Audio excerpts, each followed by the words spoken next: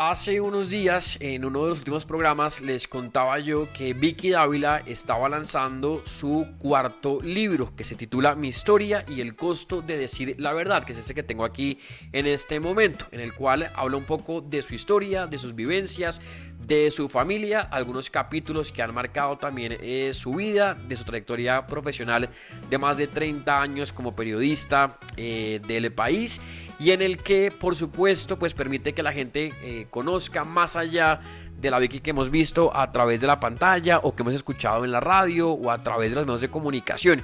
Es un libro que cuenta pues justamente su historia, las implicaciones que ha tenido el hecho de haberse dedicado a el periodismo y haber hecho todo lo que hizo, digamos, durante todos estos años de denunciar, de involucrarse en temas bastante complejos también del país, y en el cual también narra un poco de su historia, de su familia, sus papás, su rol pues como esposa, como madre, como hija, ¿no es cierto? Y todo lo que pues hay alrededor de su vida, que es lo que quiere que la gente pueda conocer a través de esta nueva publicación, de este cuarto libro que es Mi historia y el costo de decir la verdad. Pero también habla de esa nueva meta que tiene, que es la de llegar a la presidencia de Colombia en 2026, de esta aspiración como candidata a la presidencia, y en lo que además también el libro, la contraportada menciona, en un mensaje que dice lo siguiente: Vicky Dávila quiere ser la primera mujer presidenta de Colombia de la mano de los colombianos.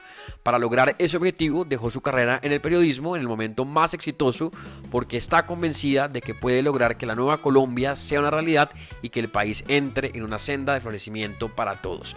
A propósito del tema de esta faceta como candidata y de este objetivo de llegar a la presidencia, al final del libro hay un epílogo que justamente se llama La Presidente, y es un espacio en el cual pues habla también de esa aspiración, de ese objetivo, y en el cual también vota, no sé si puedan ser propuestas, pero son como algunos de los puntos que ya tiene como en mente en caso de llegar a ser la próxima presidente de Colombia en 2026, razón por la cual y ya que estamos en todo ese tema también de elecciones y de candidatos y precandidatos, pues quería compartir un poco de este epílogo que Vicky comparte en estas últimas partes de su libro, Mi historia y el costo de decir la verdad, y como les digo está titulado La Presidente.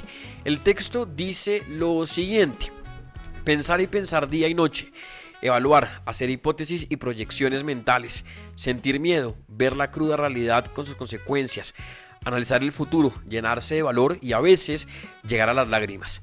La sensación de que podemos perderlo todo en medio de una gran incertidumbre. Lo que acabo de describir es lo que hoy sienten millones de colombianos frente a lo que ocurre en nuestro país, pero también lo que viene. Como la gran mayoría, como tantas amas de casa que piensan en lo que les espera a sus hijos y a sus nietos, el taxista, el emprendedor, el muchacho que quiere ir a la universidad o cualquier trabajador que lucha por su familia para sacar adelante, yo también tengo todos esos pensamientos y sentimientos. Necesitamos tener la esperanza de que podemos florecer, y eso solo puede nacer de la fuerza interior de cada colombiano para luchar, de la determinación para no dejarnos vencer y de un amor profundo. La Colombia de hoy es resultado de lo bueno y lo malo que hicieron los de siempre, pero los que hoy gobiernan lo han hecho peor que ninguno.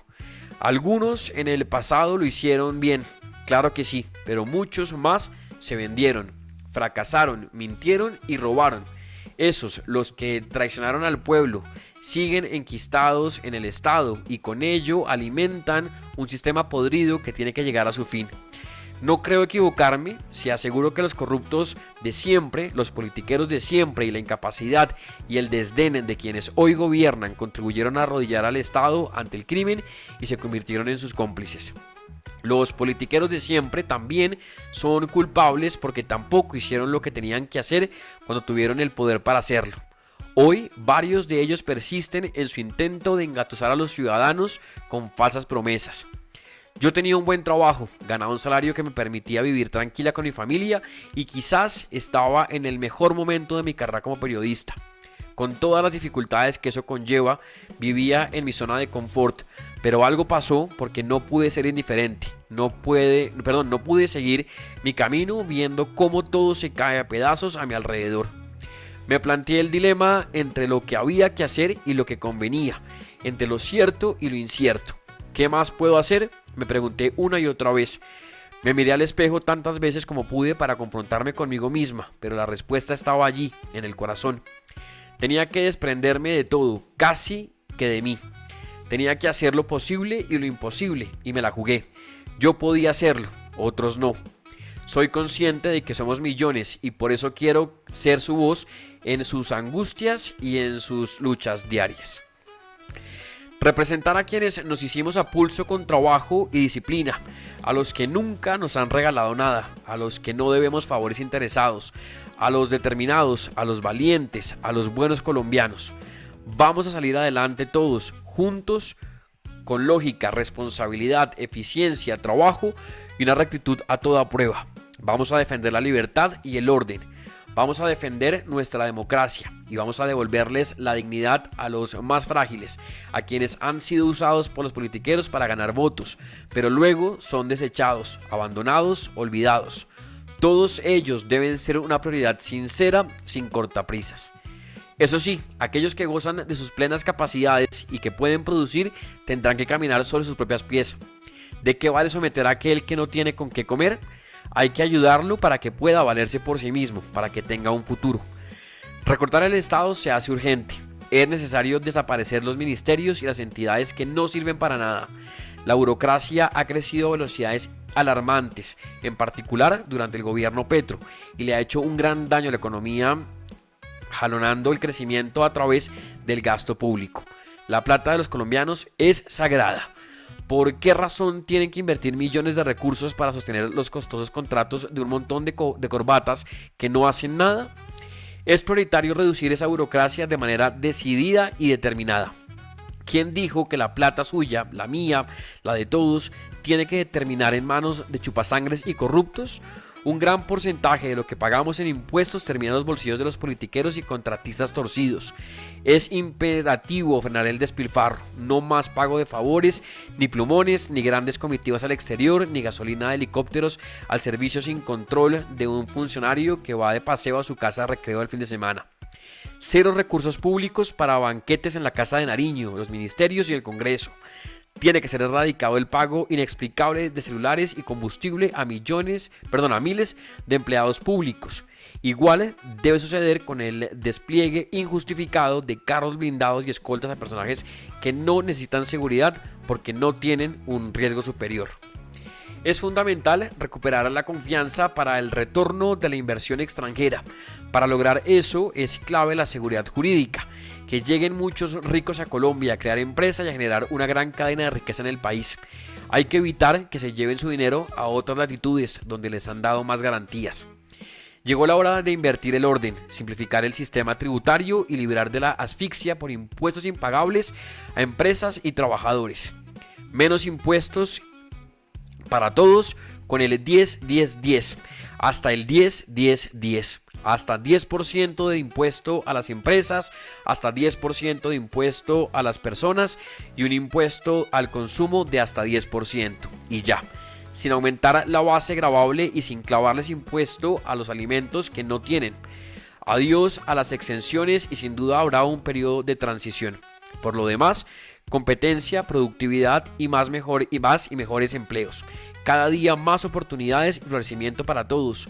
La libertad económica es una necesidad, como lo es hacer equipo con empresarios y gremios, pero sin someterlos ni amenazarlos y mucho menos chantajearlos. Sin que el gobierno se someta bajo ninguna circunstancia a intereses particulares. Al cierre de este libro tengo 51 años y si Dios quiere, este año cumpliré 52. En estas 5 décadas no había vivido una amenaza tan grande a la democracia, la libertad y el orden como la que nos representan para nuestro país Gustavo Petro y su gente. No se trata de ideología, él es la amenaza. Es un gobernante que engañó al pueblo, a quienes votaron por él y a los que no. Petro solo llegó a destruir, se alió con lo peor de la clase política y olvidó su promesa de luchar contra la corrupción. Pero no solo no lo hizo, sino que ha convivido con ella, la ha permitido y ha sido su aliada. Este es un gobierno lleno de sombras y de funcionarios cuestionados a los que cada vez les ha dado más y más poder. Dice también este epílogo lo siguiente: ineficientes, ideologizados y peligrosos son quienes nos gobiernan. La canciller Laura Sarabia es solo un ejemplo de lo que Petro no ha hecho bien, pero hay muchos más casos. Nicolás Petro, su hijo, afronta un juicio penal y la campaña presidencial que lo llevó al poder está en entredicho por supuesta violación de topes y financiación ilegal. De por medio está la escalofriante confesión del hijo del presidente. Y ni hablar del escándalo de la Unidad Nacional para la Gestión del Riesgo de Desastres, UNGRD, que compromete a exaltos funcionarios del gobierno con la compra de congresistas para pasar las reformas en el Congreso.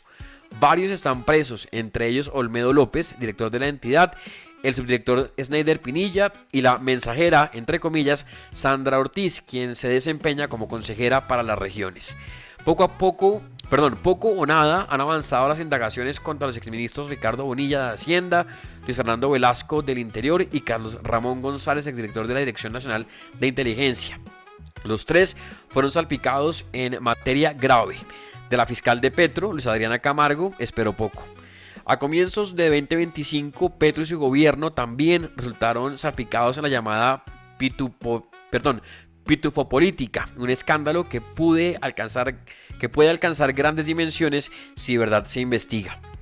El primer Consejo de Ministros, transmitido en vivo en televisión, reveló ante los colombianos cómo es el verdadero gobierno: roto por dentro, ineficiente, con intereses particulares y grandes desacuerdos. Los corruptos todos tienen que saber que después del 7 de agosto de 2026 el Estado no les dará tregua. Como sociedad tenemos que dar la lucha a fondo para que paguen hasta el último día por sus delitos, en cárceles comunes, sin privilegios ni rebajas. Quien robe la plata de los colombianos tiene que ser castigado con el máximo rigor de la ley. Ir tras sus bienes y su botín. Que no tengan cómo esconderlos, no más bandidos como Emilio Tapia, quien ha defraudado al Estado una y otra vez, pero sigue obteniendo beneficios de la justicia y del sistema carcelario. Hizo un negocio redondo porque es multimillonario. Cada temporada que pasa en la cárcel es un paseo y una inversión. Como él, hay miles. Ya demostré que por más de 3 décadas luché contra los corruptos con valor y valentía y con toda determinación. Petro le apuesta al caos. Su paz total resultó un fraude. Les ha dado todo a los criminales a cambio de nada, y para colmo de males, hoy son más poderosos, están mejor armados, se tomaron gran parte del territorio nacional y en algunas zonas gobiernan y tienen secuestrados a miles de colombianos. Nadie hace nada. Los ciudadanos han sido abandonados. En cambio, el gobierno mantiene unos vulgares procesos de paz que deben terminar inmediatamente después de que finalice el mandato de Petro. Las cifras de los últimos 6 años hablan por sí solas. Según datos de la Defensoría del Pueblo, las disidencias de las FARC aumentaron su accionar delictivo en 175 municipios. El ELN lo hizo en 83 localidades y el Clan del Golfo se extendió en 179 municipios más. En Colombia, los derechos de los delincuentes no pueden estar por encima de los derechos de la gente buena y trabajadora. No, eso tiene que acabar. El que delinque debe pagar y el Estado perseguirlo y combatirlo con todo el peso de la ley. A los ciudadanos que luchan por sus familias solo les deben llegar oportunidades. Con su política, Petro dejó libres a los peores delincuentes, a quienes convirtió en gestores de paz. Otros llevan casi una década en la misma situación, gracias a los acuerdos de La Habana entre Santos y las FARC. Esas personas con delitos de lesa humanidad a cuestas no han cumplido, no han dicho la verdad, no han reparado a sus víctimas y tampoco han pagado por sus crímenes, por lo menos hasta cuando cerraba las últimas páginas de este libro. La verdad es que Petro amarró con toda intención las manos de la fuerza pública, destrozó la inteligencia y acabó con gran parte de la capacidad operacional de nuestros militares y policías, calificada como de las mejores de la región y del mundo. Hoy tienen la moral por el suelo. Hay que recuperarla, al igual que el pie de fuerza de por lo menos 100.000 integrantes que se fueron o lo sacaron y dejaron un hueco inmenso en los últimos 10 años, al tiempo que cada día los bandidos son más. Urge hacer todo lo necesario para que nuestras Fuerzas Armadas vuelvan a brillar y tengan el mejor equipamiento posible. Que sean eficaces, no brutales, que defiendan la vida de los colombianos, sus bienes y la seguridad nacional. Aquí se acabó el ejercicio de la autoridad y por ello es urgente recuperarla, porque este gobierno renunció a combatir a los criminales y a defender la vida de los ciudadanos, como manda la Constitución. La crisis en el Catatumbo, con alrededor de 60.000 personas desplazadas y más de 35.000 confinadas, es solo una muestra del desastre en muchas regiones. La situación no es mejor en Cauca, Bajo Cauca, Antioqueño, sur de Bolívar, Arauca, Vichada, Guainía, el Pacífico, Chocuano, Nariño, Putumayo, La Guajira, Caquetá y Valle del Cauca, entre otras regiones en confrontación. En el 2010, Juan Manuel Santos recibió del gobierno Uribe 48.000 hectáreas sembradas con hoja de coca y en el 2018 esa cifra ya era de más de 200.000. El proceso de paz con las FARC marcó la ruta de favorecimiento del narcotráfico luego de la suspensión de las fumigaciones. Hay que fumigar con un herbicida permitido, ir tras la destrucción de los cultivos. Claro, habrá que buscar soluciones para los campesinos, pero no podemos permitir que cultiven sin control coca porque son pobres. Cuando llegó al gobierno en 2022, Petro abandonó casi por completo la lucha antinarcóticos, a tal punto que un año después la ONU reportó la existencia de 253.000 hectáreas de coca y un aumento en la capacidad de producción de cocaína del 53%. Estoy segura que las cifras de 2024 demostrarán que Colombia está nadando en coca. Todo esto porque la interdicción no es suficiente. Es necesario fortalecer las relaciones bilaterales y la cooperación con Estados Unidos para luchar con las bandas de narcos. El restablecimiento de relaciones con Israel es prioritario. Perdimos un aliado crucial porque este gobierno decidió ponerse del lado de los terroristas de Hamas, usando como excusa a los palestinos. Nicolás Maduro, su dictadura en Venezuela, el robo de las elecciones y su alianza con el ELN y las disidencias de las FARC son también una grave amenaza para la seguridad nacional de Colombia. Petro decidió ser aliado del dictador por encima de la mayoría de gobiernos democráticos del mundo, que rechazaron y condenaron lo que hizo Maduro, que además es buscado por Estados Unidos por narcotráfico y con una recompensa de $25 millones a sus espaldas. Maduro es un narco, un criminal de lesa humanidad. No es solo Venezuela, porque Rusia, Cuba, Irán y Nicaragua también influyen en Petro. Por eso creo que el mandatario colombiano no va a parar sus ataques al presidente de Estados Unidos, Donald Trump. Estoy convencida de que Petro quiere que Washington imponga sanciones al país porque así tendría una excusa para no hacer elecciones. Así justificó la manera como se arrodilló ante Maduro, con el argumento de que por el bloqueo estadounidense en Venezuela no hubo elecciones libres. En las calles colombianas los ciudadanos han perdido cada vez más su libertad y se sienten contra la pared porque tienen miedo. La extorsión está disparada en todo el país, aunque no todas las víctimas denuncian. Ciudades como Bogotá registran incrementos de este delito hasta el 64%, una barbaridad. El microtráfico es un enemigo silencioso que crece y el hurto azota a la gente común y corriente. En algunas ciudades como Barranquilla, el homicidio también se disparó de forma preocupante.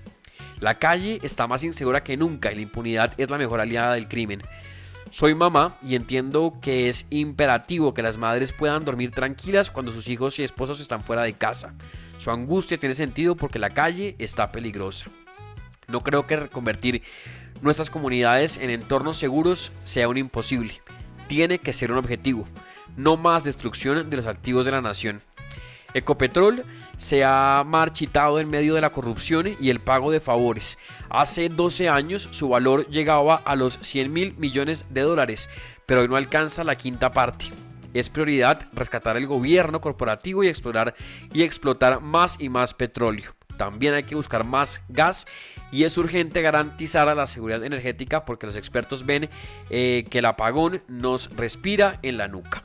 De ser así, vendría la ruina. Sobre las elevadas tarifas de energía, especialmente en la costa Caribe, una sola solución: más oferta, más competencia y garantías para los inversionistas. Es forzoso recuperar la confianza, no intentar bajar las tarifas a la fuerza con control de precios como quiere Petro. A los jóvenes jamás se les podrá volver a pagar por no matar. Ese es un chantaje inaceptable al Estado. A ellos, a los pelados, hay que facilitarles las posibilidades de que puedan estudiar y tener acceso a un primer trabajo. Este gobierno les quedó mal a miles de estudiantes que tenían créditos del ICETEX y muchos están a la deriva y frustrados en sus sueños. No solo no les condonó las deudas, bajó los cupos de créditos y eliminó los subsidios a las tasas de interés. La sociedad debe ir al rescate de los valores, la familia y el respeto, la moral en el servicio público. Repito, a quien hace el bien le tiene que ir mejor que a quien hace el mal, y no como ocurre ahora. Esa debe ser la regla. Poco a poco, Petro se ha ido apoderando de todo y su destructivo proyecto político cada vez gana más terreno, sin que nadie haya podido evitarlo. Hoy ya controla la salud de por lo menos 30 millones de colombianos, equivalentes a unos 50 billones de pesos de los 95 billones del presupuesto nacional total. El sistema está a punto del colapso y no es exagerado decirlo. Todo por cuenta de Petro y de los problemas que venían de años atrás. Es cierto que muchos lo hicieron bien, pero también ha existido corrupción en algunas EPS, agentes del Estado, IPS y en algunos supuestos pacientes que se las han ingeniado para defraudar al sistema a costa de la vida y la salud de quienes de verdad necesitan atención. Además, en el sistema se enquistaron mafias de politiqueros y carteles de abogados. La reforma a la salud pactada a puerta cerrada y a espaldas de los colombianos con la mayoría de EPS para convertirlas en gestoras a cambio de una billonaria comisión del 8% y con menos responsabilidad no es la solución. Parece tarde para recuperar lo que teníamos. La escasez de medicamentos también tiene las alarmas encendidas en todo el país.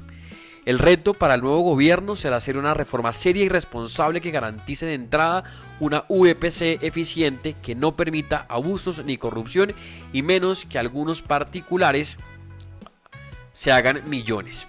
Que imponga un estricto control al manejo de los recursos y destierre ladrones y politiqueros.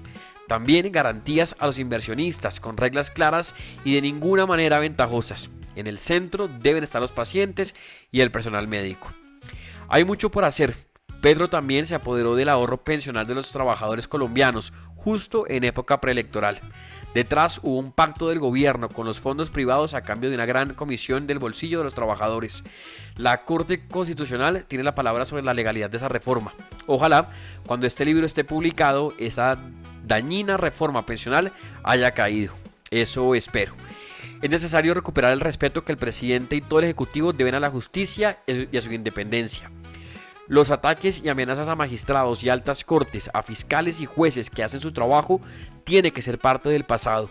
Claro que hay mucho para mejorar, empezando por blindar la justicia de la politización y bajar los alarmantes niveles de impunidad. Al final, todos estamos llamados a respetar y respaldar a nuestras instituciones. Y el buen ejemplo, quien ostenta el primer cargo de la nación, tiene esa obligación moral con los ciudadanos. Es el mayor honor posible para un colombiano. Hay que entender el poder como una misión, un apostolado para servir a los demás, para transformar vidas. No se trata de un reinado. El presidente es empleado del pueblo y defensor de la democracia, de la libertad y el orden. No creo en quienes se venden como los salvadores de Colombia. No me dan confianza. Están mintiendo. Desconfíen. Solo creo en aquellos que trabajan duro y se esfuerzan. Creo en la disciplina, la rectitud y la determinación. Si seguimos en las garras del proyecto político destructivo del petrismo, muy pronto lloraremos lágrimas de sangre. Colombia solo resiste hasta el 7 de agosto de 2026. Vamos a salir adelante con el favor de Dios, todos juntos. No olviden, somos millones y vamos por una nueva Colombia. Los colombianos debemos estar alerta. La izquierda destructiva se unirá a pesar de que hoy pelea y se acusa entre sí. De hecho, Francia Márquez dijo que su vida corría peligro por denunciar la corrupción. Augusto Rodríguez, ex M19, director de Inteligencia Nacional, íntimo de Petro, también dijo que temía por su vida y no quería llegar al suicidio, en una clara alusión al coronel Oscar Dávila, quien perdió la vida en pleno escándalo por las chuzadas a la niñera de Laura Sarabia. El ministro de Comercio, Luis Carlos Reyes, también tenía temores. ¿Qué clase de ampones maneja este país? La retaguardia es el petrosantismo. Claudia López puede terminar como candidata por conveniencia de Petro y de Santos.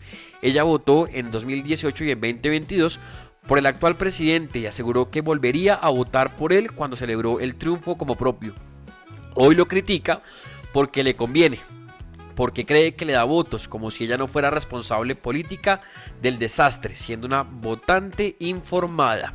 Los ciudadanos de a pie fueron engañados, ella no, porque los conocía muy bien y aún así lo apoyó. Claudia es camaleónica, por tanto es peligrosa para el futuro de Colombia. El gobierno Petro utilizará todo el dinero de los impuestos de los colombianos para asegurar el triunfo. Habrá muchos subsidios, créditos supuestamente blandos, populismo y agitación en las calles para generar miedo. Al final, la politiquería y los corruptos se unirán para ganar como sea. Esos que apoyaron a Petro le ayudaron a alcanzar la presidencia. Los criminales, con la intimidación de las armas y su plata sucia del narcotráfico, también jugarán, y no será precisamente por candidatos de oposición. Por eso tenemos que cuidar las elecciones, blindarlas con los ciudadanos y lograr un voto consciente, muy responsable. Ganar en primera vuelta debe ser la consigna. No podemos jugar con el futuro del país, no podemos ponerlo en juego. Si fuera por Petro, él se quedaba, y por eso permitió que su imagen saliera en una alocución en horario AAA en la que se leía: "Viva Petro presidente, M19 2026-2030". Los ciudadanos y las instituciones no lo vamos a permitir. Petro tiene que irse el 7 de agosto de 2026. Ese día empezará la historia de una Colombia mejor para todos. El epílogo de Vicky Dávila, de su libro Mi Historia y el costo de decir la verdad, que como les mencionaba, es un relato de su vida, de su trayectoria, del trabajo que ha hecho durante 30 o más de 30 años como periodista, pero también de ese rol como madre, como esposa, como hija, y pues un poco también de lo que ha sido su vivencia, su vida y su historia.